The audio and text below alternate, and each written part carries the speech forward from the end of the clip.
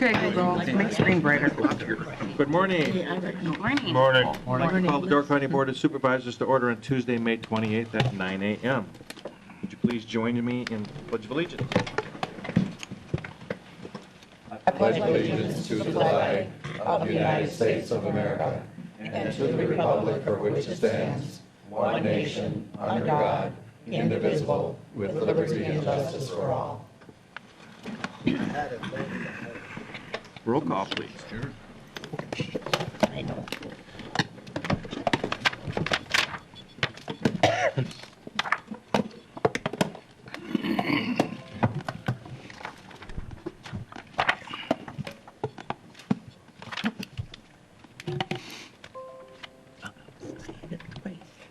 Battery. Mr. Ninus, you're not here? It's not even beeping.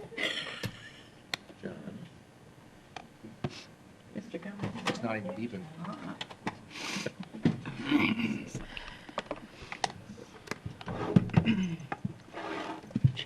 Like smoke Yeah. detectors. It's not even beeping. Oh, that's his, yeah. You got a fast battery. That was John's.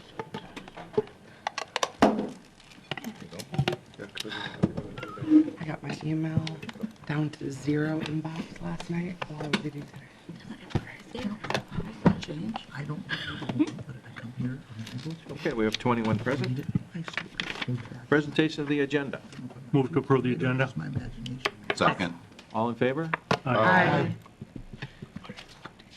Correspondence. Of course, you have the unassigned fund balance sheet in there. In addition to that, there were numerous correspondence items that were passed out for letters. Should all have received copies of that.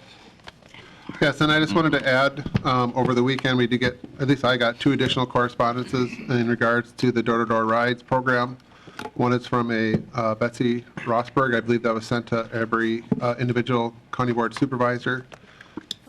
Just wanted to note that. And also one from Jane Wise from Bailey's Harbor. Again, we did that before. Just wanted to note it for the record, but we'll pass them out at our next meeting. Any questions? Ken? Thank you, Mr. Chairman. I also got a call from Michael Paschke, very much in favor of maintaining the transportation system we have. So, Anybody else? This is new, but I mean, I have had several calls from people, I don't know if you want listing names of them, but in support of keeping the door-to-door program. So. Anybody else?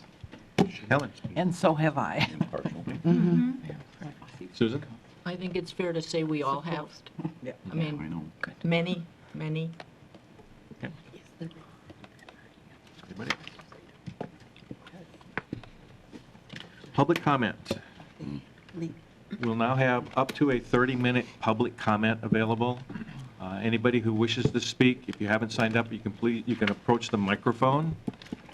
You have 3 minutes. We will notify you about 15 seconds prior to your 3 minutes being up. At the end of the 3 minutes, if there's anybody else who wants to speak and there's still available time, you'll be able to speak either a second time or speak for the first time if you want to do that. Go ahead. Good morning and thank you. Donald Fricks, 8305 Borderline Road, Fish Creek. I'm concerned about an agenda item 13-1A, I believe, and I don't think there's enough information on the agenda to meet open meeting record requirements as to whether or not I understand it enough to know whether I need to come here and talk about it. And I saw the last 2 pages of the information packet. There's a few things highlighted that I referenced in that email, and I don't know if you're planning on dropping those, planning on figuring out different ways to enforce more restrictions on public comment. And I have a feeling the public's become the enemy to this board, and I don't quite understand it. To try to summarize this, concern and vocal public seems to be, you know, and reporting on what's happening at, and I saw a paragraph at the, I think it was administrative committee meeting about reporting in the minutes only the action that was accomplished, but not what individual supervisors said. So I'm wondering, how do I judge and become informed about which supervisors are for or against anything when it comes to voting? How do I become a more informed citizen if we don't know who's saying what and who's bringing forward different ideas? You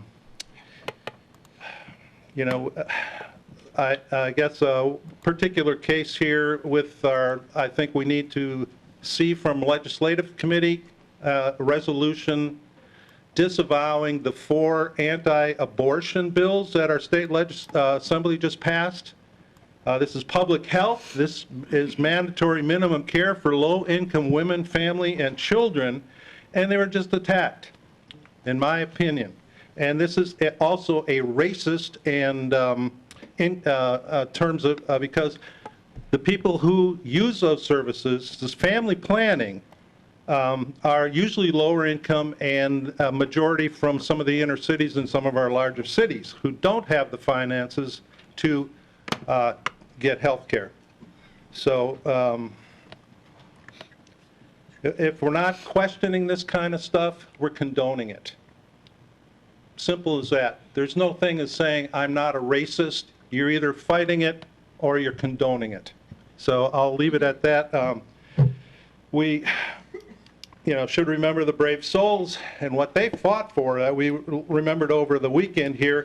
And most of you just mouthed the words liberty and justice for all. Let's put it into practice, and I'll leave it at that and say thank you again. Thank you.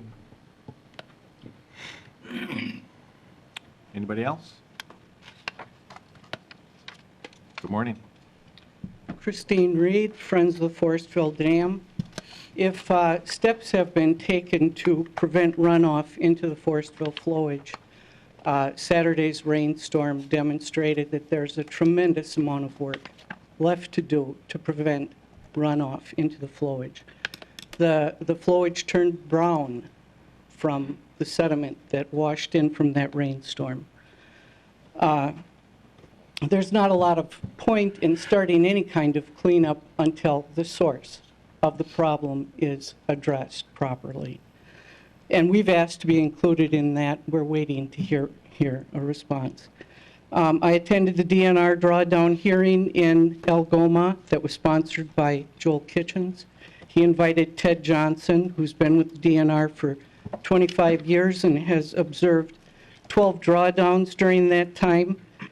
Ted was there to answer specifically questions about the drawdown of the Forestville flowage. And some very helpful information came from that question and answer.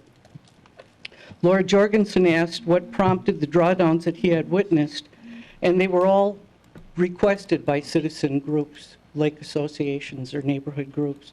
They were all voluntary, unlike our situation. He wanted to put a positive light on what a drawdown can do for the Forestville flowage. So he said that the stream would narrow and speed up, cutting a deeper channel through the sediment in the flowage. Someone asked where the sediment goes that's in that channel, and he said it is transported downstream. This was in Algoma, and they would be on the receiving end of that sediment that would be transported. So they were very unhappy to hear that. There were a lot of objections. They wanted to know if there are laws to protect them, and if not, can Joel pass laws to protect them downstream?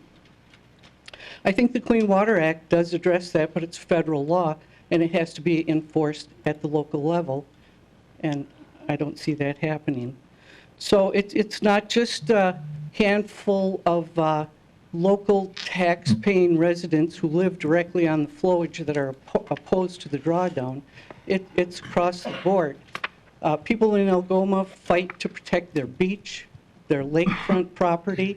They dredge their harbor because of accumulated sediment, and they're very unhappy to hear of the prospect that that can happen. Our Southern Door Fire Department is losing their fill site. They recently fought 2 major fires in one day. And we go to their meetings, sometimes they come to our meetings. Last time we talked to them, they did not have an appropriate alternate site to fill their trucks. They were wondering how to present that to the insurance company because they have to renew their insurance. That will affect the 3 communities that they serve in Southern Door. In fact, the drawdown will create a health and safety risk to everyone who's there or who visits there. We have requested a meeting to talk about better options. Robert Sagers has proposed forming a watershed management group. There's a lot of interest. However, we're waiting to hear back from Door County. So we welcome being included in the discussion. Thank you. Thank you.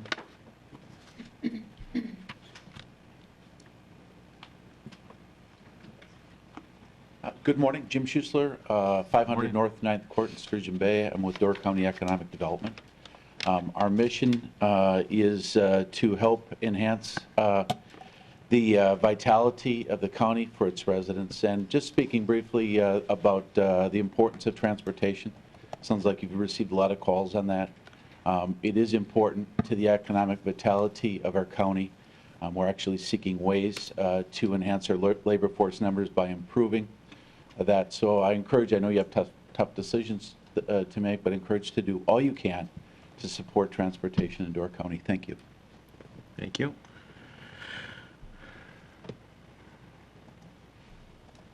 Good morning. Marty Shelly, Danielle, 1714 Memorial Drive. Following up on what this gentleman just said, I'm in the process of opening a day service for developmentally disabled adults. And I think DoorTran is vital to that population in our county. We try to work them into our community as well we can. That's what my job is. Without that transportation, that falls on me to get them to me, get them home, and that's okay.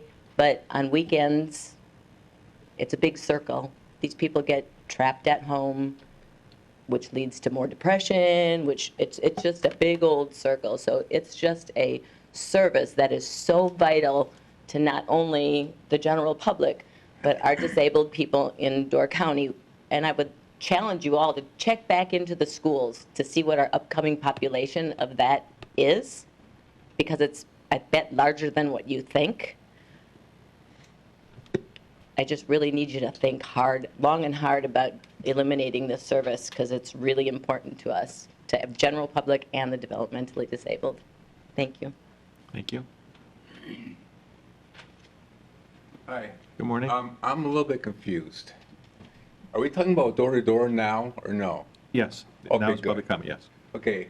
My name is Thomas Sim. I'm at 6596 Hidden Drive in Egg Harbor. And I have sent my online petition and my written petition I had to Ken and Joe. You should have received it last week. And in total, I have 930 signatures, 700 online, and 230 actual physical signatures. And this is vital to people to get around. Like that lady just said, if people who are trapped at home, depression falls in, and they can't get out to their doctors or to get their food, or even just to have fun, go to a friend. It's not fair. They shouldn't be penalized because they're unable to drive or handicapped in some way. And with 930 signatures already, I plan to get even more if this is even canceled. And I won't stop until this is not an issue anymore, because I can't drive, obviously. And the feeling of having someone be able to pick you up and take you someplace, this mentally, it's so important to know that you're not housebound or you have to rely on a friend or family member.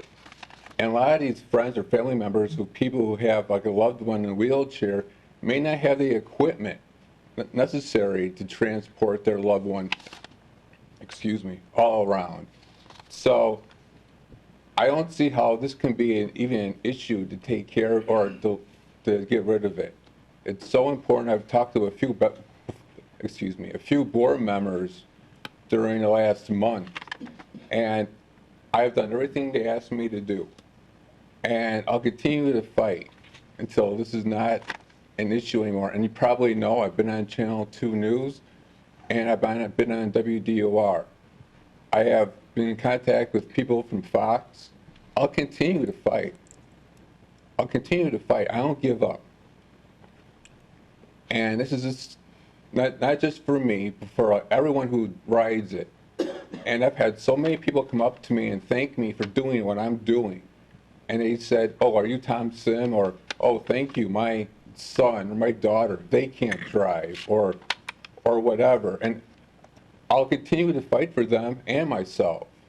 It's so important that they have, since we don't have like a train, or we don't have a bus, or we don't have like other methods of transportation, it's so important that we have that.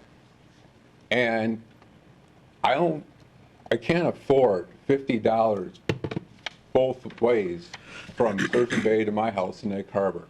I can't afford that. And I go to Boys and Girls Club twice a week. I'm in Sturgeon Bay volunteering for other things.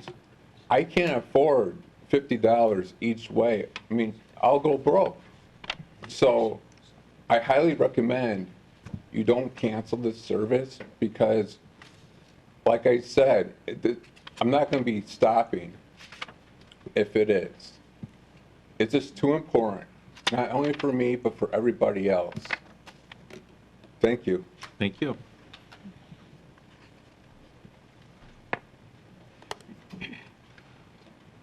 Good morning. Hi, I'm Misty Powers, Sturgeon Bay, and I'm here for door-to-door, and I would like you to vote yes. I have a son that has disabilities. He's legally blind, and we live here in Sturgeon Bay. He will not be able to drive at all. And I want him to be like my other children. I want him to have the freedom. I want him to be able to go play with his friends if he wants, not have to rely on transportation. And like he said, people with disabilities are on limited budgets. They're on disability. They don't have the money to spend for taxi cabs and be able to have the freedom to go grocery shopping. And so I would like you to vote yes. Thank you. Thank you. Anybody else?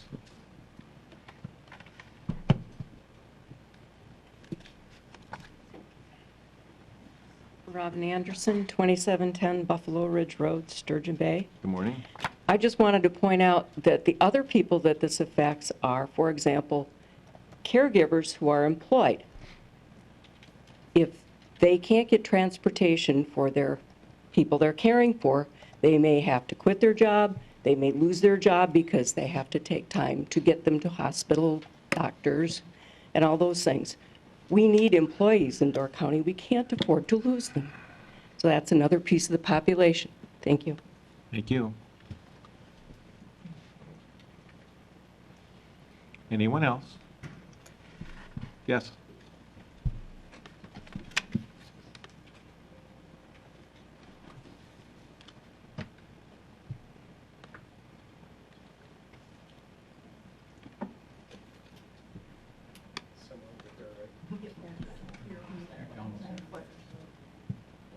There you go. Good morning.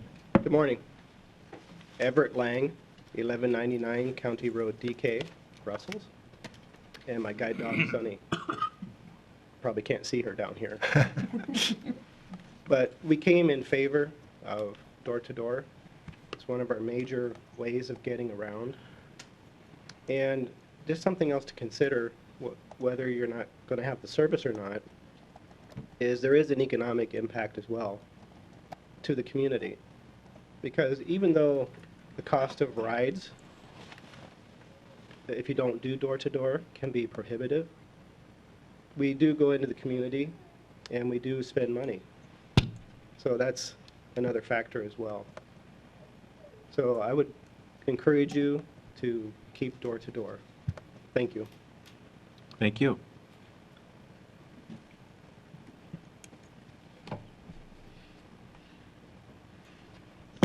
Anyone else? One more time, anyone else? That will close public comment. Thank you. Any supervisor's response? Approval of the minutes of the April 16, 2019 regular meeting. I'll make a motion to approve those minutes as presented, Mr. Chairman. Second. Any comments, changes, additions, corrections, deletions? If not, all in favor? Aye. Opposed? Pending business and updates. Resolutions. Cana Island Project Phase 3 funding, contract awards, construction authorization. Kathy.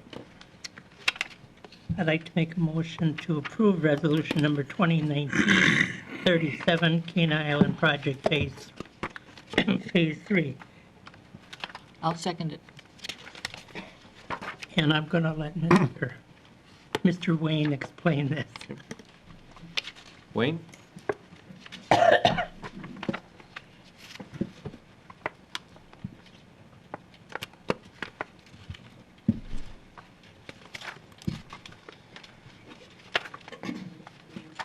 Good morning. Good morning, all. So essentially, we have this resolution before you. We'd gone back out to bid and brought the bids back to both the Facilities and Parks Committee and the Finance Committee. It's page 35 of your packet. Packages E through M were rebid. We lowered those bids by approximately $94,000. The summary of that budget is on the next page. With the addition of the $100,000, it'll bring our total of the project to $690,000 for the entire project, with the cost of the project on that first initial resolution that you see. The residuals that come into play are the costs that we've already incurred in 2018 and 2019. So some of those are engineering cost, the architectural cost, and then I've also figured in factors for further engineering cost and architectural cost, as well as utility cost that are anticipated on the island. And so you see those below the blue line in the remaining estimates for 2019. So it'll really bring us out to a rounded figure of $690,000, with the anticipation that we are carrying a contingency cost in there of $32,000. We don't anticipate that we'll spend that, but it is a possibility. With our water levels being up 18 plus, we may run into some mitigating factors throughout this construction period where those could rise or they could fall yet. So here's where we're at today. We do have a representative from IML if we need to answer any very technical questions on the design project in itself, but if there are other questions, I'm happy to answer those as well. I'm just going to add this one thing too, as far as this clarification. If you look at, it's actually page 13 of your packet. We're actually showing you the sources and uses as we've done with other projects. And again, what we're looking at, if you look at page 13, we're looking to, again, allocate an additional $100,000. That $100,000 is actually coming out of our Cana Island Reserve Fund, and we're just assigning it that way. So again, I just want to clarify where the funds are coming from and how they're being allocated. Also, as Wayne has mentioned, I guess that's one thing too that's to clarify. Again, when we're looking at $690,000 as far as our projected cost, we're including everything now. So I know there's the cost related to the building, and we talked about square footage costs for the building, but that budget includes everything related to the site itself, both as far as site work, utilities, and all the other items related to that. So just wanted to clarify that as we go forward. One of the other questions that came up, we have actually included some cost into phase 4 design processes for the next phase that have absolutely nothing to do with this construction project. It would actually be the next phase of the lighthouse keeper's quarters itself. So River Architects, which is the architect that was on board for phase 2 of the project and the lighthouse construction that you completed before I was on board, they've reviewed some of those documents for phase 4 after we complete this phase. So some of those costs have actually been incurred already, and we've paid for those, so we can take a look at those documents to move forward after we're completed with this project. We've built that into this.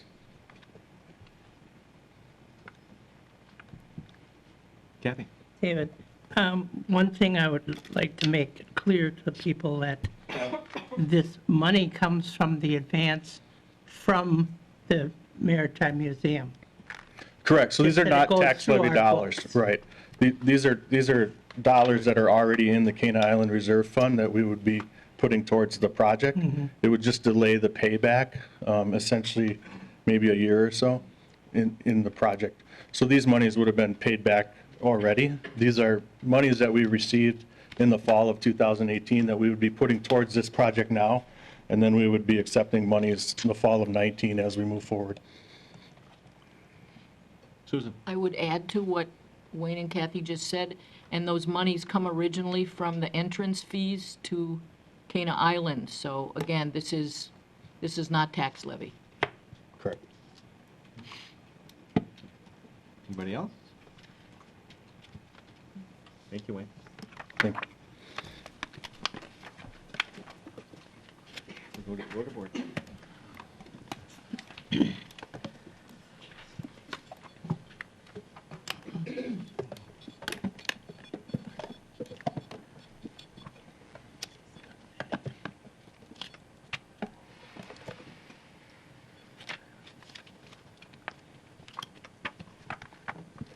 Has voted 21 yes, 0 no. How do you vote 21 yes? Actually, it's 20. 20, yes. Yeah. His business is good, but he's not that good. Right. Yeah. Business here. Where is he? Yeah. Oh, Yeah. oh, his chair's We should empty. we should move his name. He's there. He's there. We're making He's got his adjustments. money. He was sassy, he had to go to the back of the room. Yes. Okay. Resolution 2019-38, transfer of non-budgeted funds from boat launch reserve. Kathy? Now that we know where business is. I'd like to make a motion to approve resolution number 2019-38, transfer non-budgeted funds from boat launch reserve. I'll second it. Thank you. I don't know if we want Wayne to come and explain this also, but it's for fee machines, automatic fee machines to collect boat launch. And at just certain launches areas, I think there's 3 of them, correct? Correct.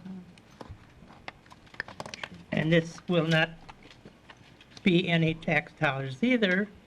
It's the collections of the boat launches in the past that will be paying for these machines. Questions?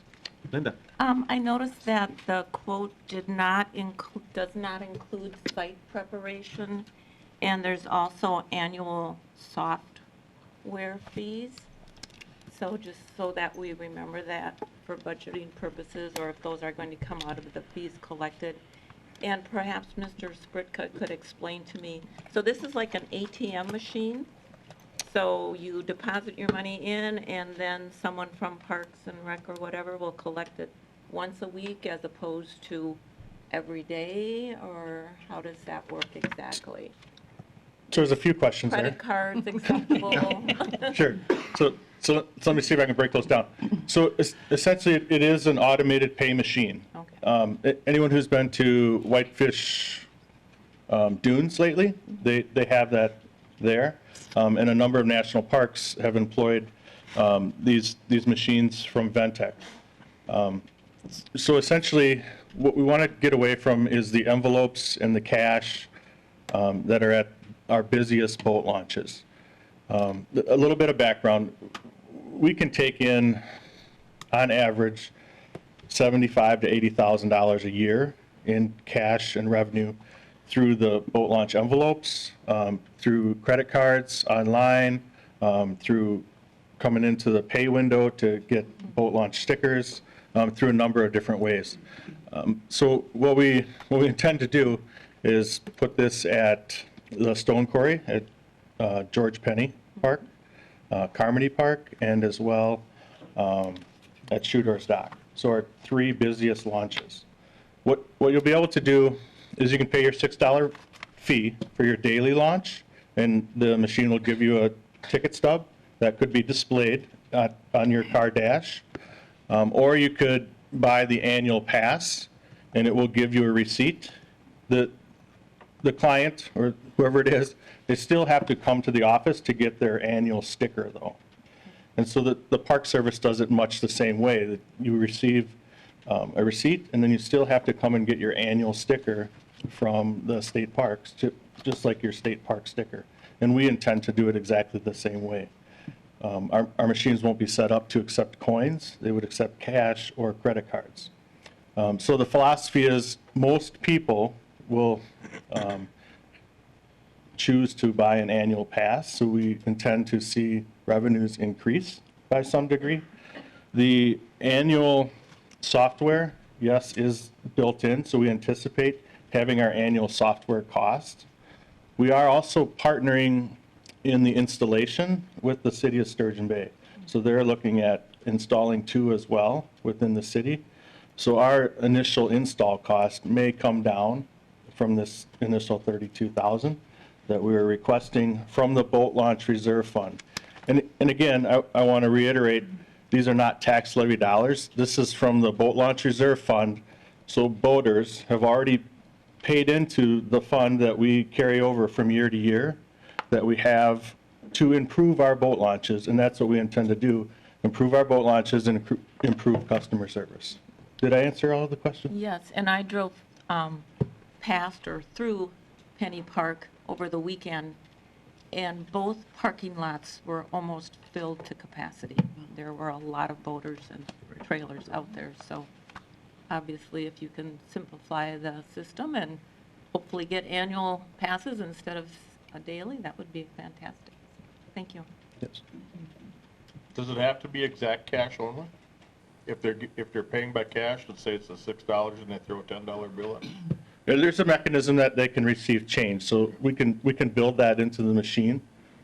We can make the machines as complicated or as simple as we want, and so we are going for the middle of the road where we don't want to have coins, so that's simplifying it for us, and it makes accounting easier, and then we want to keep it a little bit simpler. We'll still need to visit those. We need to feed the monster, if you will, so that we get the right product in the end. It doesn't take the human factor out of it by any means. We still have our security and our patrol folks that have to visit those and maintain them. We still have to do that. Anybody else? All right, thanks, Wayne. Yes. We will go to the voter board.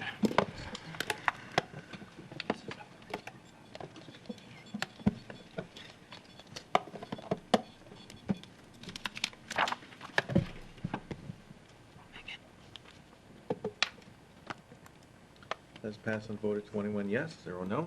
Thank you. Resolution 2019-39, disposition of improvements to land, 281-10-8526-2502 is the real estate index number. Dan? I'll make a motion to approve resolution 2019-39. I'll second it. Explanation? Well, this is the building east of the museum that we acquired a number of years ago for the archives, and it's been chock full of stuff. The eventual plan is that we were going to add on to the museum and discontinue that building down the road. And of course, the Yonkers building came up for sale, and we purchased that, and we plan on moving the archives over there. And the committee has decided that, along with the guidance of Wayne and everybody, that building will become useless to us. And so we want to get rid of the building and retain the property. 2 ways of doing it. Maybe someone will buy it, move it off the property, or we'll tear it down. And this is an effort in being, so everybody knows what's happening, and we put it right out in front. So, and the resolution says that it's up to the Facilities and Parks Committee and Wayne to figure out which is the best way to go forward. Okay. David? Being that's fairly unlikely that somebody's going to make an effort to move it, what has gotten an estimate cost of raising it? I think that's all in the works and make sure that we can go one way or the other. I think Ken said he's going to send out what were we going to send out? Well, what we do is that if this would pass, normally we'll work with Grant and we'll put out a request for proposals to first move it. And then if we, I guess, would not get any, I guess, options as far as relocating the building, then the second thing we do is we'd actually look for quotes or bids to actually then have it raised after that, if we don't get anything as far as moving the building itself.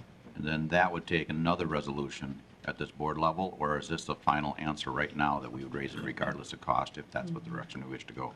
Again, if it has to go in terms of us actually taking down the building and it requires funds, we did not budget for that. So we'd actually have to go back through the process. I'm assuming it'll be greater than $10,000. So it'd have to come all the way back up to county board to actually allocate those funds. And if those funds do not get allocated, are we required to still raise it? I'm not. You know, Well, the resolution is action written that way. Yeah, well, the action means that's our desire, but if we don't allocate the funds, then I'm assuming that just dies. It would die, or you'd instruct me to put it into the 2020 budget, and we go through the budget process to have it that way. Anybody else? Bob? Since this is a building that we acquired at some point, but now we have the Yonkers building next door, do we even need the property? I'm wondering if we just sell the property with the building on it and let someone else do something with it, and maybe historical, since it does have a small piece of history being, I know it was only jail for a little bit of time, but, you know, why don't we just sell it as is? Why are we keeping the property if we have all the Yonkers property next door? Well, I can give you context for the conversation. I think the main idea is that the committee was interested in preserving the property. And if we would, I guess, take the house off, it would give us options in terms of how we want to use the property, whether it be for future parking as it relates to the site. And given the location and the size of both the museum and also the Yonkers building, although the Yonkers building does have some parking, I think the committee felt that, again, depending on where we go with the use, that is inadequate in terms of overall parking. So again, the committee was trying to preserve the land ownership itself, but again, try to relocate the home was one of the top priorities.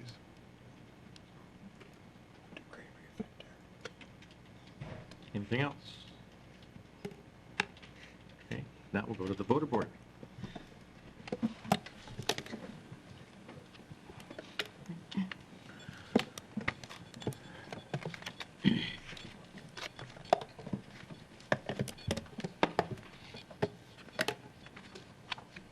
That's a vote of 19 yes, 2 no. Resolution 2019-40, appointments to committees, commissions, and boards. Zoning Board of Adjustment. Sure. These are just reappointments for terms that are coming up. If you look at page 22 of your packet, you can actually see the individuals that are being, I guess, considered as being reappointed. We had 2 that renewed, and you can see the dates. Now their new terms would end on June of 2022. And then we also have an alternate filling the vacancy that would expire in June of 2020. And again, below that, we have just some background in terms of the appointments and what they do, but then also some bio information about the individuals interested in serving. Mr. Chairman, I'll make a motion to approve resolution number 2019-40. Thank you. Second. Questions? Discussion? If not, on a voice vote, all in favor? Aye. Opposed? Ordinances 2019-5, amendment of 340.002 Door County Code. Mr. Ninus. I make a motion for approval of ordinance 2019-05. Second. This came before the Highway Committee, and Mr. Kaloji, our commissioner, looked at it, and it meets all the qualifications for reducing the speed limit. And the committee decided that would be in the public safety if we reduced it, and that's why we brought it here for approval. Questions? Linda?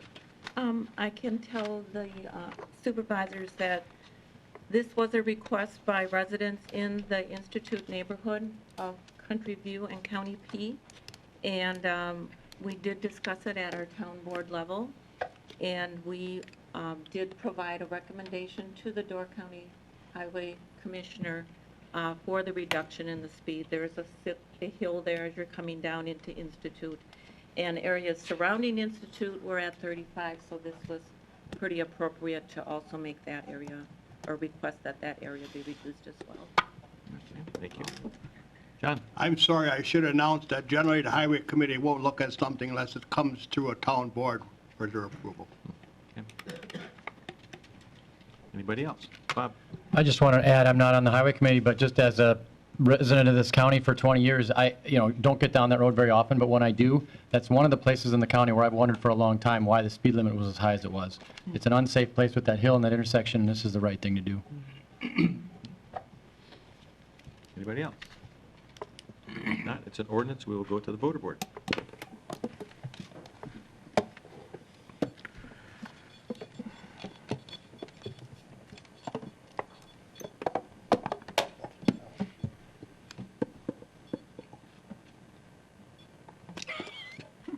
Try this again? Oh. Vote first. I did. I thought I did, but that didn't take, huh? All getting old. That is passed with a vote of 21 yes, 0 no. Clicker training to come, right? Last meeting. Special reports, Door County Transportation Program.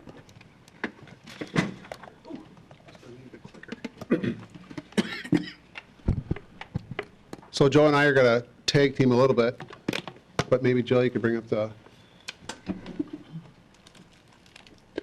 So what we're going to do is we're going to kind of go through, I guess, this one last time in terms of things that we worked on, any potential changes, and just make sure we're all on the, I guess, the same page as we, I guess, try to go through a process of making a decision.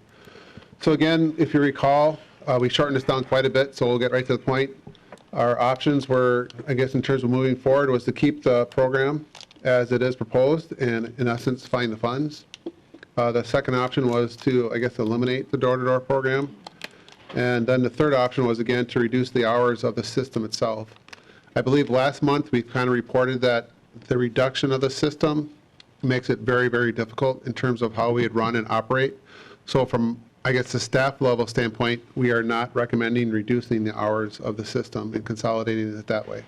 So really, from the staff standpoint, we're either going to, in essence, keep the program and try to make it work and figure out those options, or eliminate the program. And again, just as a reminder, under all these options, we will continue to operate the ADRC bus, and we'll, I guess, continue to look at how we can use it more effectively in terms of our operations.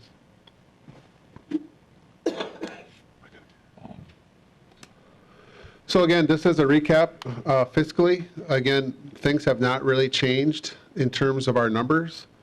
Again, the number to look at would be under the 2020, what we're looking at in terms of fiscal impact. We're looking at, again, with the system being maintained, about $163,600. And then again, if we would, in essence, not do door-to-door, it'd be about $900 to operate it.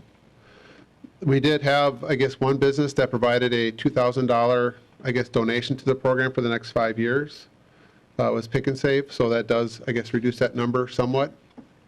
But other than that, we do not have any additional funding sources to report to you today.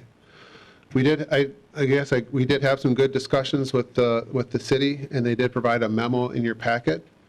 But maybe the best way to explain it is that I think the city is interested in becoming a partner, potentially, in it, but they also want us to address all of the other municipal communities and make them a partner. And really, in essence, what they're saying is that, and I'm not sure how we divvy that up, but I don't know if you go off ridership and look at the numbers.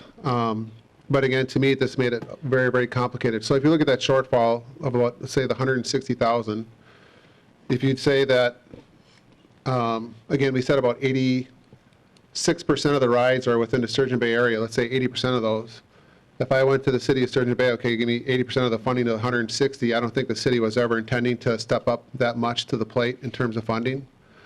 So again, then if I go to one of the townships and they have 4 riders 1 month or 4 riders during the year, How do we go back and say, okay, this township owes us $500 towards the program to kind of make up the shortfall? So again, it seems like it's very, very complicated in how we administer it or how we try to request funds.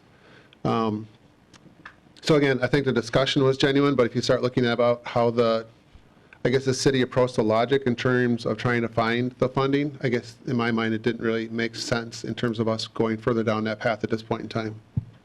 So again, we're still looking at that shortfall of about $163,000, and then again, that incrementally goes up for the next 5 years, all the way up to 2024. Obviously, the contract period doesn't go out that far, but all the way up to $213,500 at that point in time.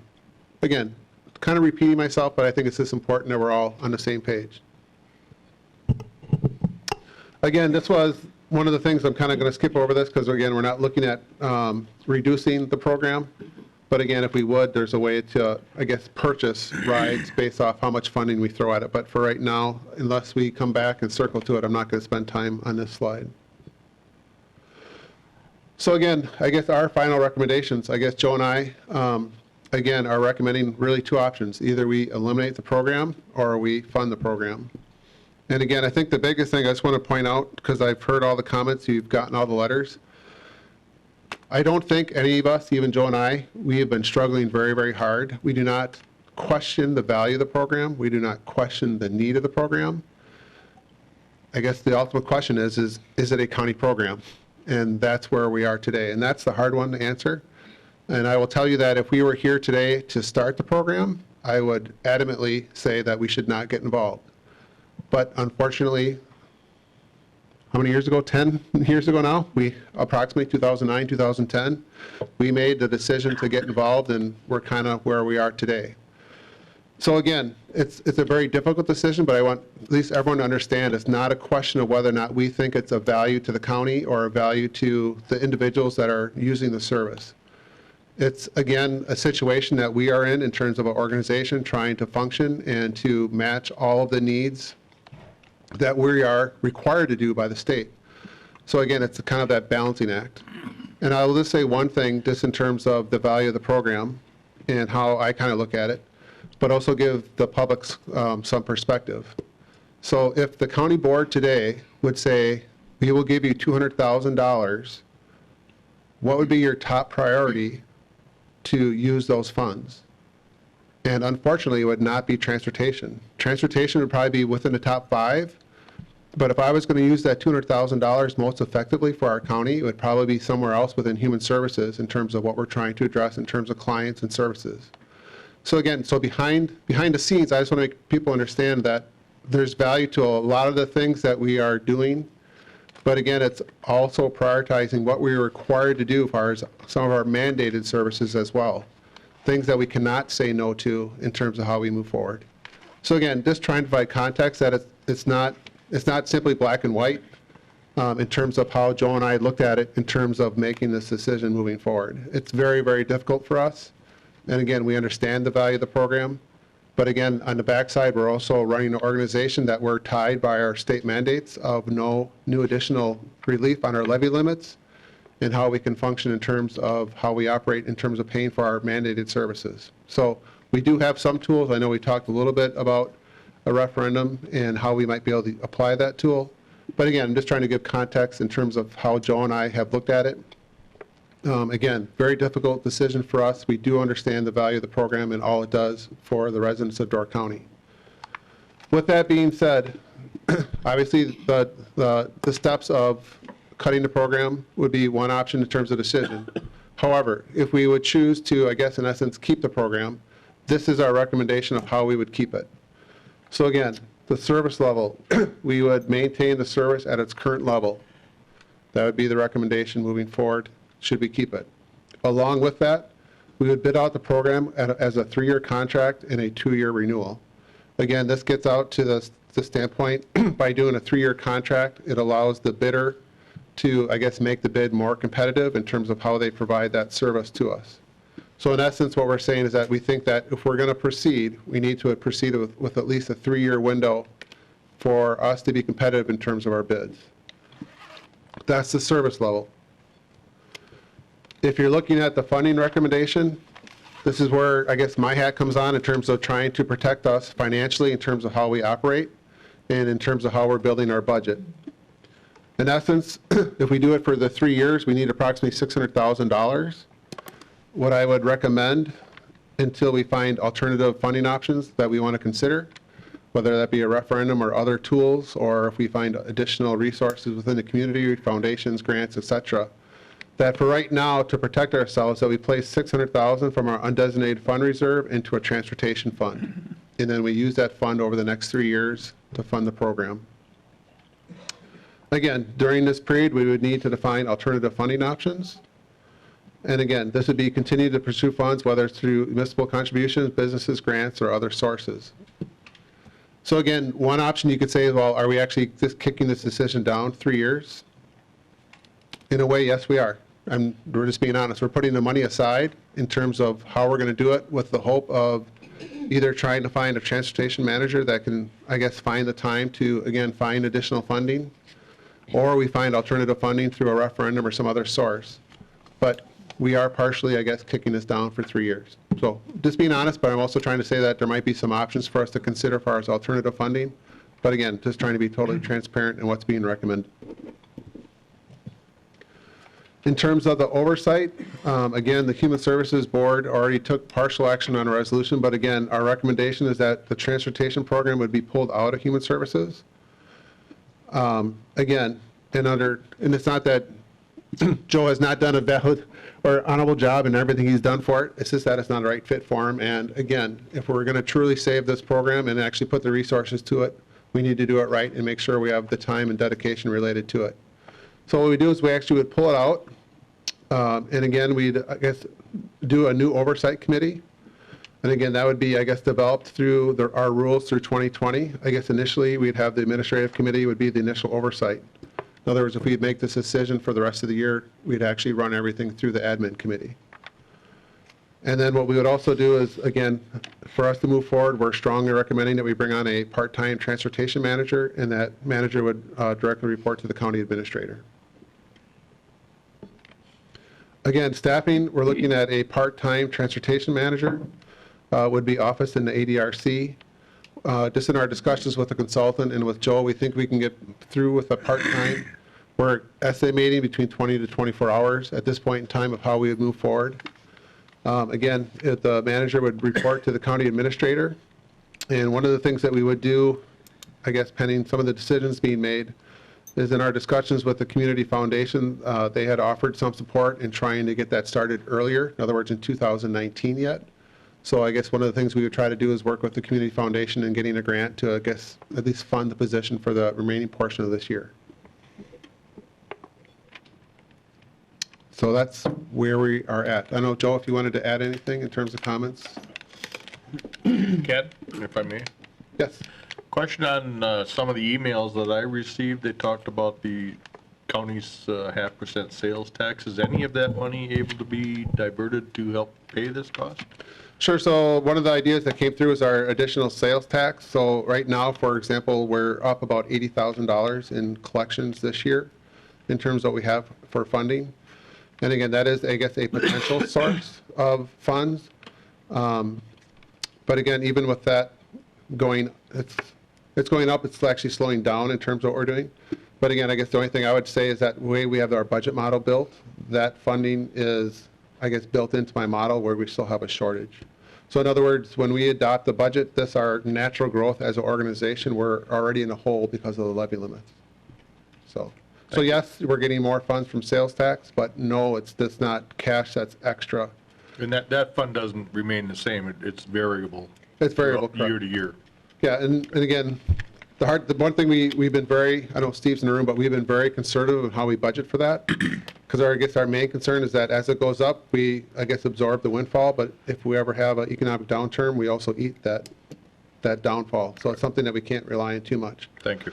But again, just to clarify this, so we're all on the same page. So both between our net new construction, which has been under 1%, that's our ability to spend more, and really what we consider our additional sales tax revenue coming in, which has varied in terms of its growth.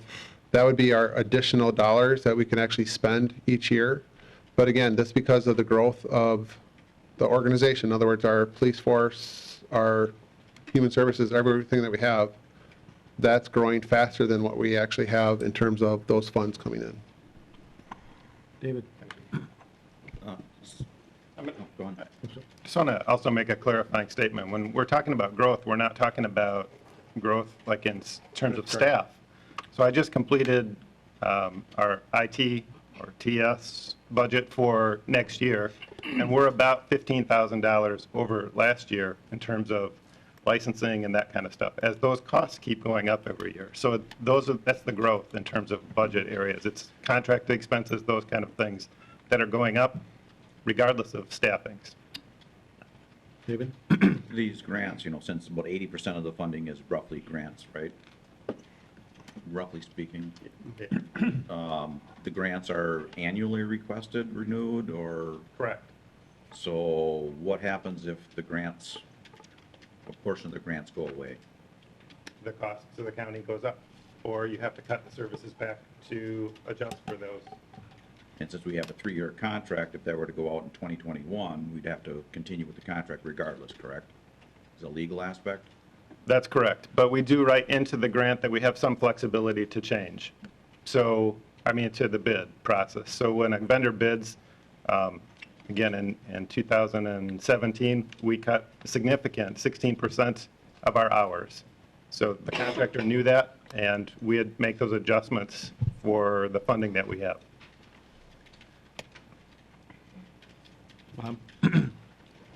If this board decides to end the program, when does it end? Is there a drop dead date that we know about, or how does that? Yeah, our current contract goes through the end of this year, so it would begin in January of next year. So December 31st. That would be the end. Yep. Thanks. Just a couple of clarifications, hopefully.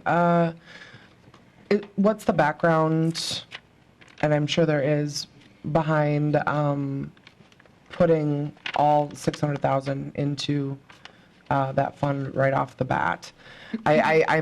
I'm very supportive of this program. I understand the need.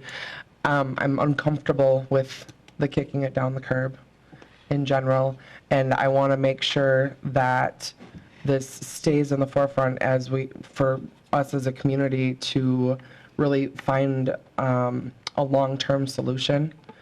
And a lot of times that tends to come up when the money part's an issue. So throwing that in there, I'm like, I'm feeling as though we just don't have to deal with it then for a couple of years, and I don't want that to be the case. I want the conversation to continue. Again, we could do that. I guess the only thing I'm trying to do is protect us from actually showing us using undesignated funds specifically to fund our operations, whereas if we set up as a fund, it puts us in a better position financially to show, especially when we do our audits, or if we have to get any type of rating when they review our books, that'll affect your bond rating if they're actually showing a short-term, using the undesignated fund on a yearly basis. Even though we're doing the same thing, I know it sounds a little bit different, but if we're saying that, hey, no, we actually had a surplus, we defined a surplus, we're at, I think, 26 or 27% in our undesignated fund reserve right now.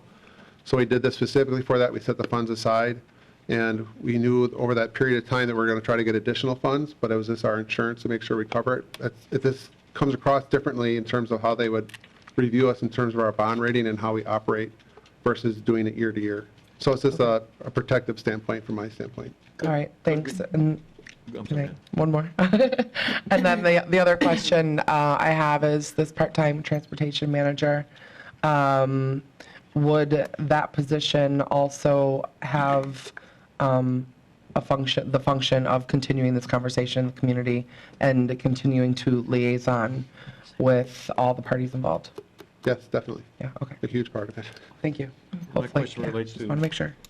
If we put the transportation pool, reserve pool in place all at one time, the 600,000, would you not put a requirement on it to authorize it annually, though, the expenditure? Yes. Okay, thanks. Dan? You're looking for a motion to either continue onward or to discontinue it, one or the other, correct? Right. Don't make a motion yet, though. I want to have more of the conversation question. Okay, well, my next question was that if we include the 600, that would only take a majority vote, right, to continue forward? Let me interrupt. The way it's on the agenda, what Ken and Joe are looking for is direction from the board.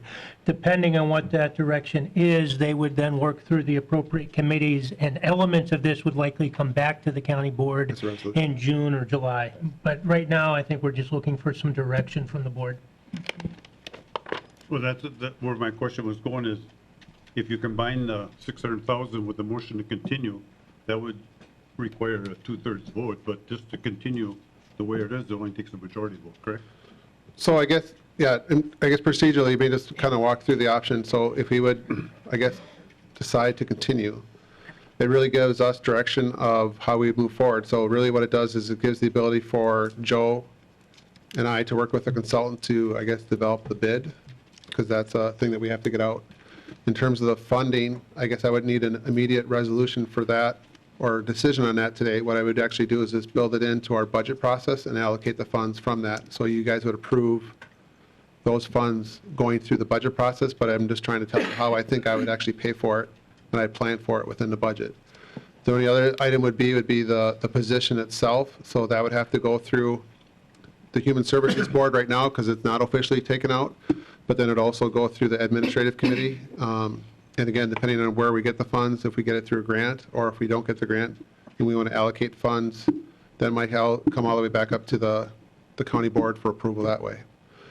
I guess the main thing would be in terms of the bid, we'd bring that forward. I think what we'd like to do in just talking with Grant, we kind of walk through it, we would probably at least have a resolution next month, I guess reiterating the fact that we're going to proceed with keeping the program and looking for a 3-year bid window, so that way it's actually documented in terms of moving forward. John? David, if you can elaborate on your question that you had, are you recommending the 600,000 be submitted annually, or is it like revolving from the undesignated fund, or is it just for those 3 years? My intention in my comment was if we designated the $600,000, you could put a restriction on that the annual amount taken out has to be reviewed and approved annually. Oh, but still put the 600,000 aside to meet Ken's requirement for bond underwriters. Okay, thank you. If I could just clarify that too, what we would do as part of the budget process, I would actually show a fund being created just for that $600,000. And then in the budget this year, you'd actually see that being tapped into as a revenue source into the transportation program. And you'd authorize, I guess, tapping into that fund for 2020, doing it that way. Then again, that next year, if we would still have a projected shortage, you would see that same thing where we'd tap into that fund as part of the budget process. And that'd be very deliberate in the terms that you guys would actually see that each year in terms of approving that allocation of funds. I talked to a lot of people over the last month or so, and one of the things that has impressed me is the support for continuing the program, and coming from, especially from people that ride the buses and use the program, and their willingness to step forward and speak, which has been it really has meant a lot, because I know it has not been easy for some of the people to do that. And in talking to people, I think that focusing on the fact that people are supportive of the program, that's agencies, individuals, et cetera, they are very supportive, and they're willing to meet, get together, and discuss options, try to come up with something that does not put the whole onus on the county. How exactly that would look, or how much financial but I think that gives us an opportunity to take a look at having the whole county looking at this, not just Human Services. I think there could be an option of it actually being a better service than it is now, because it would include other people. I know the city is willing to come to meetings and talk, and I know that there's been talk of finances, et cetera.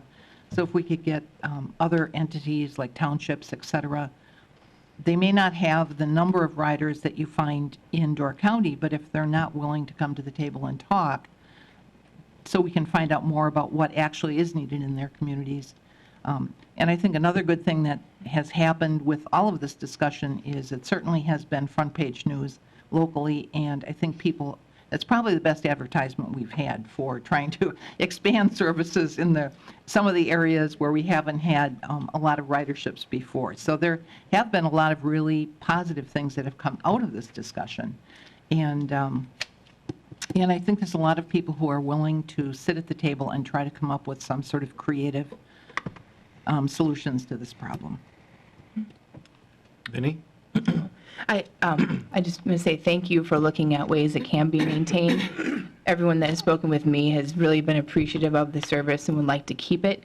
And I think these are some good ideas to at least give us a window of time to find some ways to make it more sustainable for longer than 3 years. One idea would just be to look at municipalities, instead of their ridership amount, to look at their population base. Since it's public transportation, it should be available to everyone in that area based on the population, and that might be a way to talk with municipalities about sharing the costs of the service based on their population base, because that's the potential of their ridership, which we can base that on advertising or not, or they know about it or they don't, but their population base to me is an important part of this, the year-round residential. Thank you. Susan? Question to clarify, if we vote to continue this service at its current level, that does not trigger a public hearing, is that right? That's correct. If we don't change the overall structure of the program, we don't need to do a public hearing. Bob? I would like to understand and maybe explore the city's participation and potential responsibility for transportation in this matter. I almost wonder if we flip it maybe backwards. I know we had talked about most of the ridership, I don't know what's the number percentage-wise, is within this, certain radius of Sturgeon Bay. Well, Sturgeon Bay is their own municipality. They can raise taxes on their own. Maybe they run the service for the city and we run it for the rest of the county. And maybe that's the partnership that happens. I mean, I don't want to see us, we are geographically the most unique county, one of the most unique counties in the whole darn country. And I think from a community standpoint, I think we really, because of that geography, I think we owe it to our folks to find a way to have permanent long-term public transportation. The challenge is we got to get it off of Joe's shoulders. Joe is not the guy to be running our transportation system, and the Human Services Department has enough stuff to be dealing with, and we got to find a way for it to be independent. So one thing that I'm wondering about, and I'm just a little concerned, if we say we want to move forward, then does that let the city off the hook and the community foundation and maybe even our chance at a referenda? If people are seeing that, oh, well, we're going to set this $600,000 aside to take care of it for 3 years, well, then the city doesn't have to kick in any money, and the citizens can say, well, why? We don't need a referendum. We don't need to vote for that. They've already set aside the money. They'll figure it out. You get what I'm saying? Mm-hmm. I'm just a little bit like, I don't want it to end, but we kind of we need a little bit more, input from the other potential players. I just don't want us to say, hey, let's set this money aside, and then people just say, oh, well, they're figuring it out. So hope that. David, I'll can I share a answer little thought. Just to answer part of that, that's one of the things we did look at would actually be, I guess, transferring the service to the city. The problem that we have is the way, again, this is going to sound a little bit convoluted, but the way that, I guess, the granting works through the federal government and with the state, for us to transfer the service, we actually would not have the service level that we have right now. It actually would, not in essence totally fall apart, but in essence we would not have anywhere near the level of service that we have now. You'd actually have, when we talked about even just cutting that service back under that one option, you could actually have less than that if you would actually transfer it to the city. So let's let you know that part of it, we did look at that, and we did have those discussions. In terms of your other comments, in terms of the city being willing to continue to step up, or again, having the money set aside, are we going to have the ability to find the funding? I guess that's part of the risk we take, but I also got to make sure I protect our county funding, so I got to put something forward for you to consider, so I understand. Sure. Dan? I'd just like to remind Bob that the city is really part of the county and does pay county taxes. There's many services that we don't necessarily get from the county and this might be one we get more, but we're an equal part of the county the city is. Thank you for the reminder. I was just making a point. Go ahead. Thank you, Mr. Chairman. Someone asked, how did this get started? It got started because back at that time, we had two departments. We had community services and we had social services, community programs and social services. And the director of social services did an extensive review and found out that there was a great need for transportation. He was able to secure funds to pay for 100% of that service, which was amazing. And so now we have combined the two departments into human services, and like our human service director has stated, he cannot take care of that because at that time, our social service director was spending the majority of his time on that transportation program. In fact, I was in his office and he had two 8-foot shelves of books just on the transportation program and obtaining those grants. Now, unfortunately, as years go by, our grants get fewer. And so that's why we are at to this point today. Yes, we do need a transportation person to follow that program. And at the same time, we lost the Sunshine House buses, right? Is that what I understand? That's no longer in the program? It's currently in the program. We would be taking them out either way. Either way. And their funding shifted. So that was one of the factors. So as a result, we're here today talking about our Door County transportation, and we discovered that there was a great need for it, and I believe we should consider and continue this need. Thank you. Linda. Regarding funding, I have two suggestions. Right now, the base fee is $1.75. If you raise that to $2, the drivers wouldn't have to carry a roll of quarters. That was actually mentioned to me by one of the drivers. That's true. And then also, is there any way you could consider a tier fee structure? So if you were income constrained or with a disability, just like you're eligible for like the supplemental nutrition SNAP program or housing assistance or child care credits or whatever, if a tier fee schedule, so obviously if you met those requirements and eligibility, you could be at the $1.75 or $2 rate. And then others, would pay a rate that's more in line with covering the cost of the service. Just a suggestion. To answer your question, yes, we could do the first, increase it, and it would be increasing our actual in the core zone to $4 per ride. Currently, it's $3.50, and that would adjust it. We do have a tier system, and individuals that are paying the $1.75 fit that reduced rate. If I took the cab today, I would be paying the full rate of $4 in the city or more if I went beyond those zones. So we have two different levels of payments based on income and age. And those requirements are set out by the feds in terms of how we do that. So we can't create a multi-tiered system, and it would be too onerous for the drivers to try and figure out which person fit in which tier. But we have two.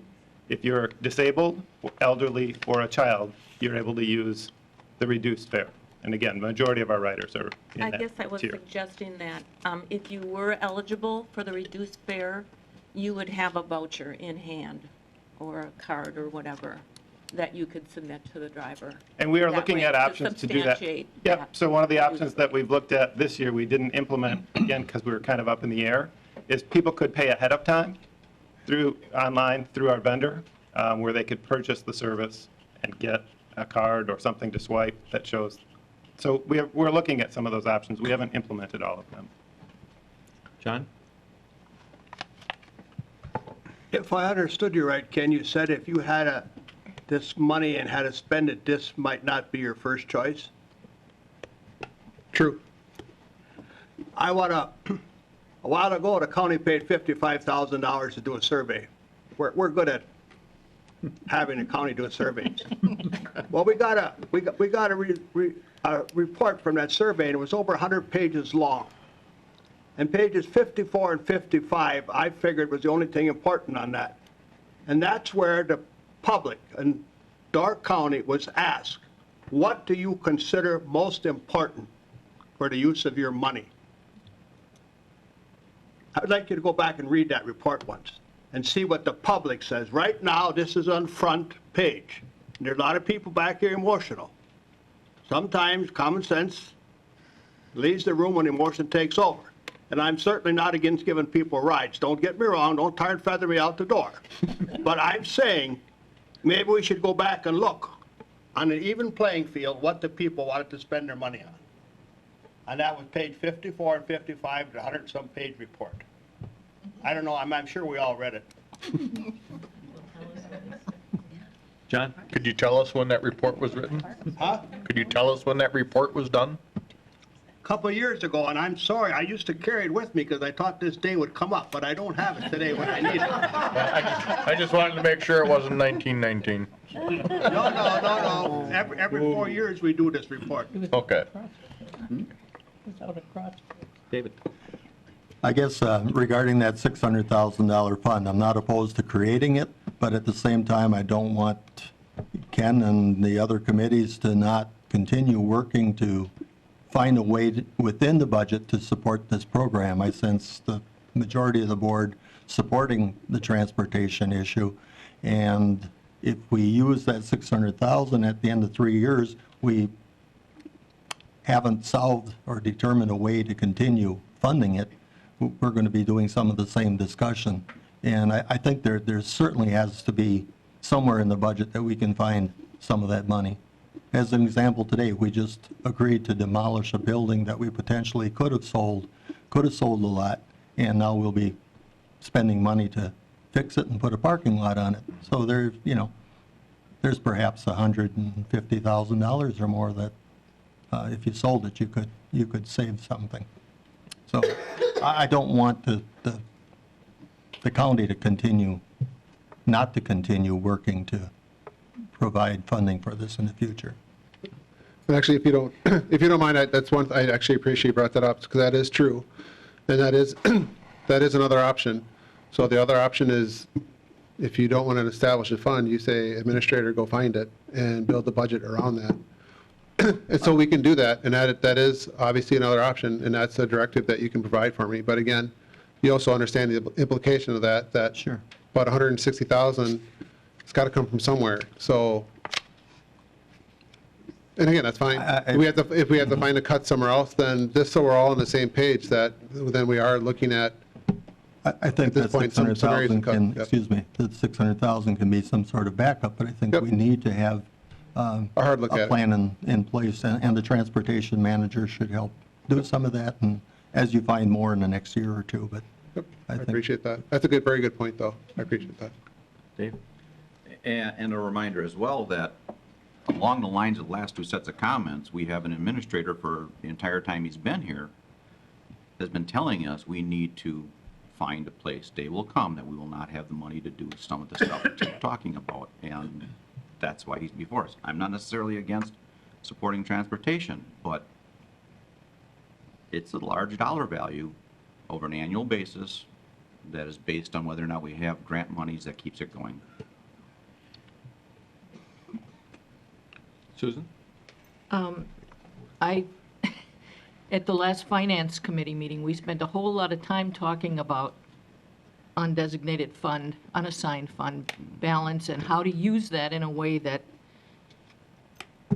doesn't mean that we have to let it sit there. And so I appreciate the idea of the $600,000. I really do. It is a backup.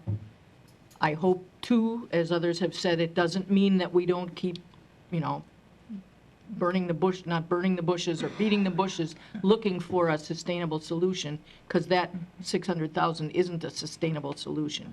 It's a stopgap. But I certainly support using that and then doing what we have to do to figure something out before the next 3 years is over. Anybody else?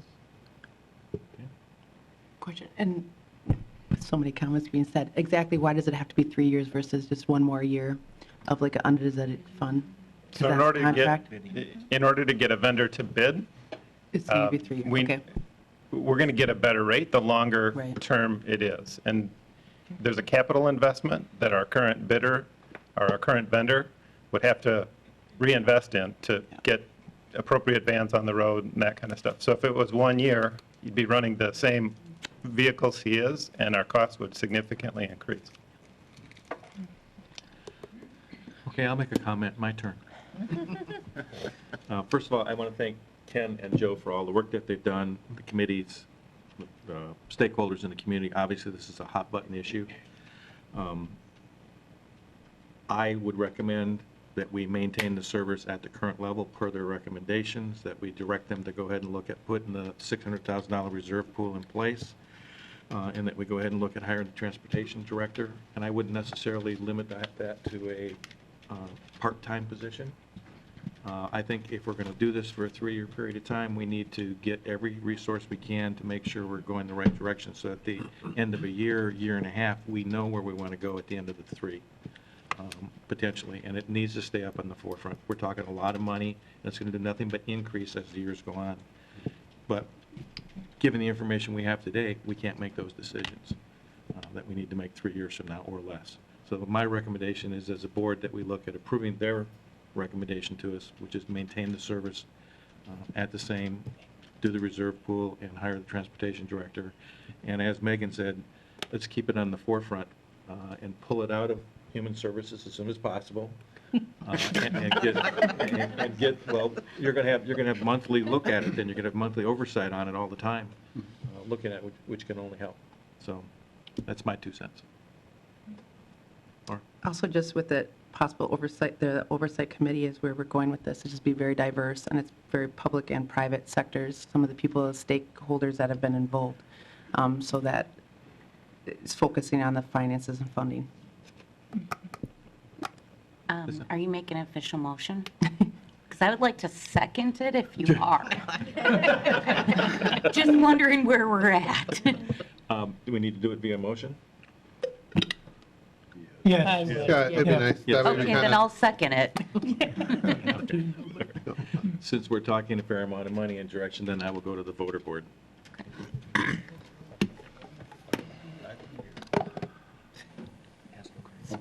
Joel. Reread the motion? Yeah, please reread the motion. Read the motion, then. What is it going to say? Good point. She was typing all the while. Yeah. He's working on it. See how good she is. The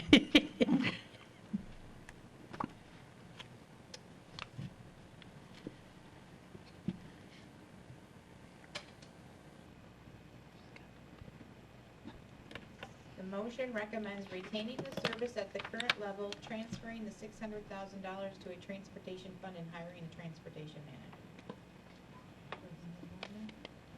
I think that's it. Well, I'd say also this, also removing the oversight from human Moving services. oversight. Transferring. Or transferring. Although Joe can have it for the rest of the year. Was that a full-time manager or part-time? I was recommending that they take a look at the part-time versus full-time and make that decision. And again, that was, you're hopeful that there's some community foundation funding for that transportation manager? Okay. Do we want to include in that motion about the annual review? Well, I think that would come as part of the annual budget. Okay. I mean, they're going to come back with a I want it more than resolution to that. This just creates the fund. This It does not creates- define how it gets used. Right. And this lets everybody know that we're agreeing that we're going to maintain this level of service going forward from this point in time. That's the direction we're giving our administrative staff. Maintaining the level of service is also maintaining the geography of the service, not just the hours. Okay, thank you. Okay? Linda?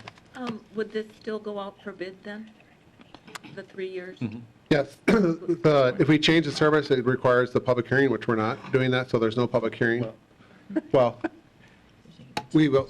Yet to be determined, because if we do increase the rate from the $3.50 to the $4, we would still that need part. to have a public hearing specific to that. For the rate, So there still may be a public hearing, but yes, we would go forward with the RFP for a bid. Correct. Joe? Just a final question to clarify the concept of the manager for this going forward, whether it's part-time or full-time. I'm 125% in support of this, but will that person in due time have the ability, since they're the manager director of it, to look at and review the program as a whole and make recommendations to modify it, increase it, tweak it, whatever? Include more, take away, wherever, but they'll have a lot of input in that position? That's exactly why we need that Perfect. person. Anybody else? Focus more up north. Okay, we're going to go to the order board. We're not going over. Bring your trains on, mobiles, buddy. Have somebody? Put a fairy in the budget. We're not going over. That's over.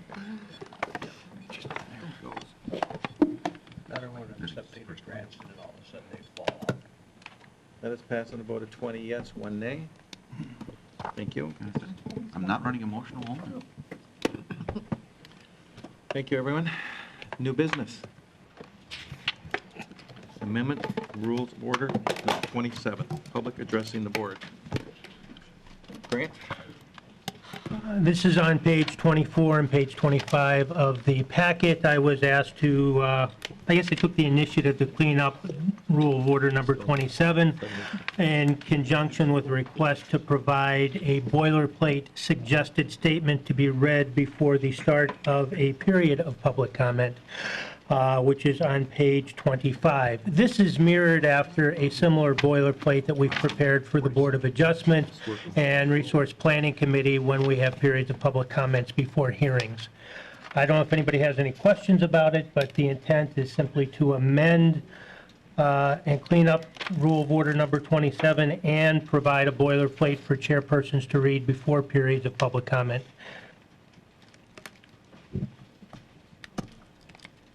David? Okay, so typically when we see changes to something, we see the previous verbiage lined out. And am I missing that in this copy that I'm looking at here?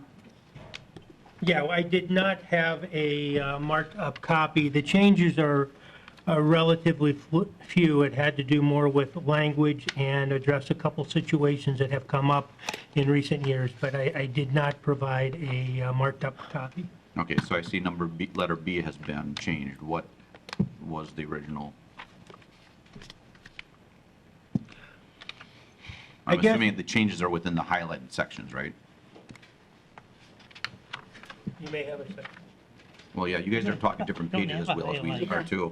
I have Okay. highlighted. Yeah, if you guys have a highlighted one, then in Right fact, here. I will correct myself, and we did provide you with a redacted version. It's hard to see. B, public comment is limited to matters that are germane to or within the jurisdiction of the county board or subunit. What we're hoping to avoid are circumstances that have arisen not necessarily here, but in other places where somebody will get up and talk for 3 minutes about something that A federal county issue. board, Right. or how, the Rhode Island Razorbacks are doing in that summer baseball Right. league. So B was not there before? No. Okay. F. F, we've added spokespersons for groups of persons supporting or opposing the same position. That has been the practice for a long time in front of the Resource Planning Committee and Board of Adjustment to prevent repetitive public comment, and that has the net effect of giving more people and more point of views that can come forward within the limits of that 30-minute period. Mitigate the repetitive comments over and over and over. Okay, so this is underneath the suggested comments. Correct. And that's the same thing. So to prevent cumulative, and it's just the way he does the comments. Okay.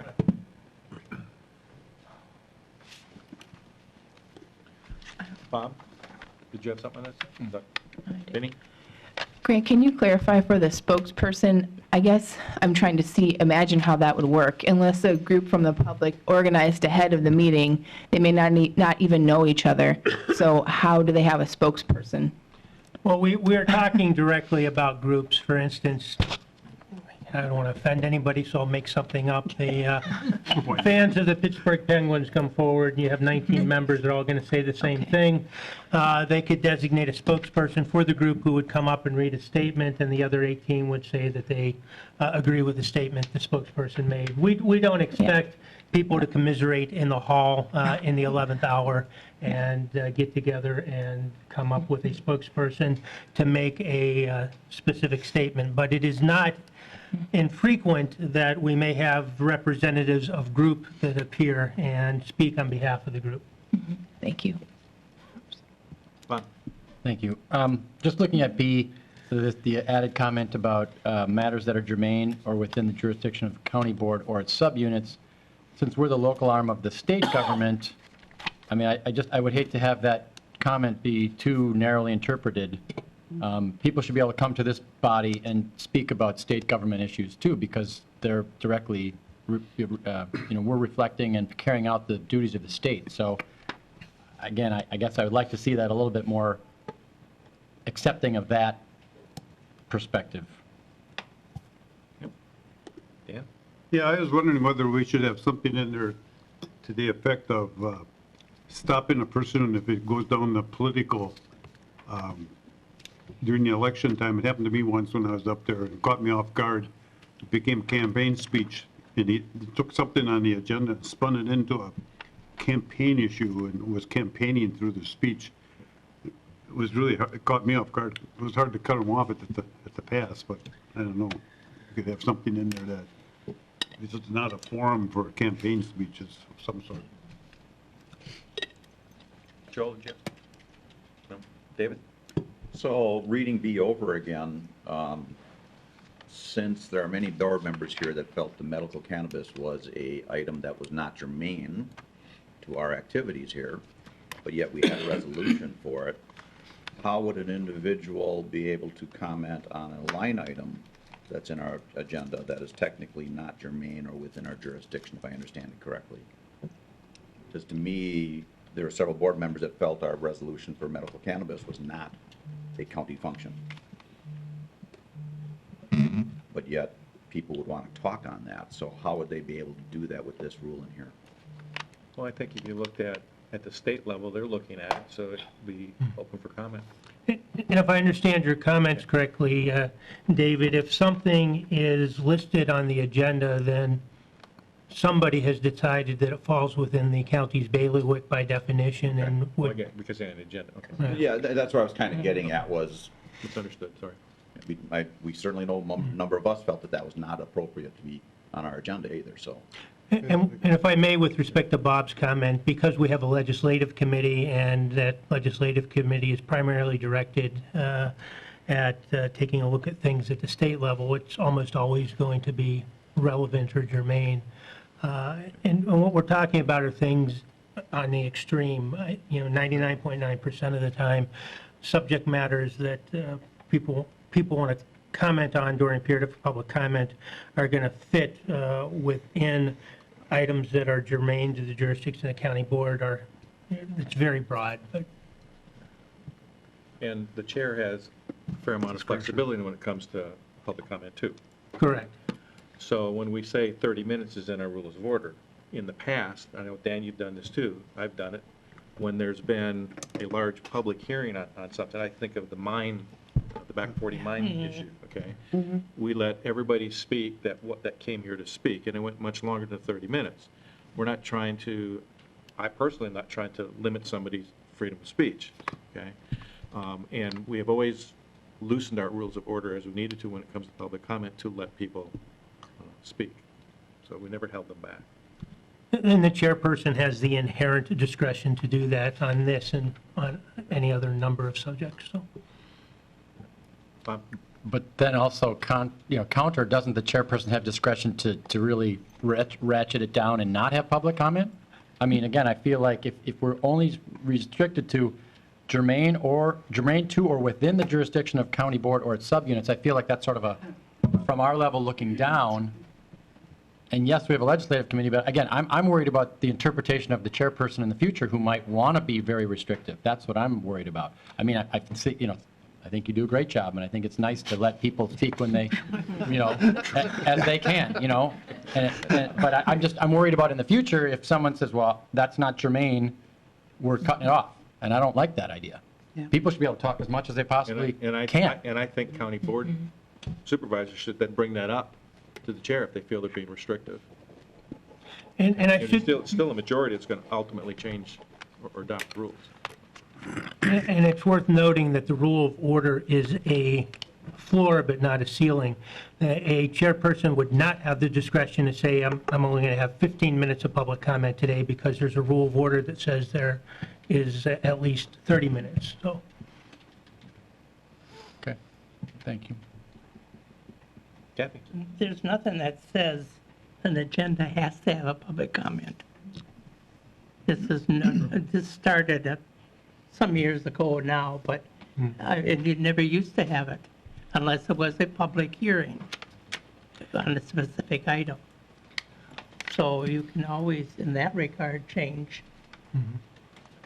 And that hasn't changed. This current rule still says may, and any of the subunits of county board may have a period of public comment, but if they do, it's best if they follow the rules that we have in place, if they decide to do that. Some committees do on a regular basis, and some committees don't, so.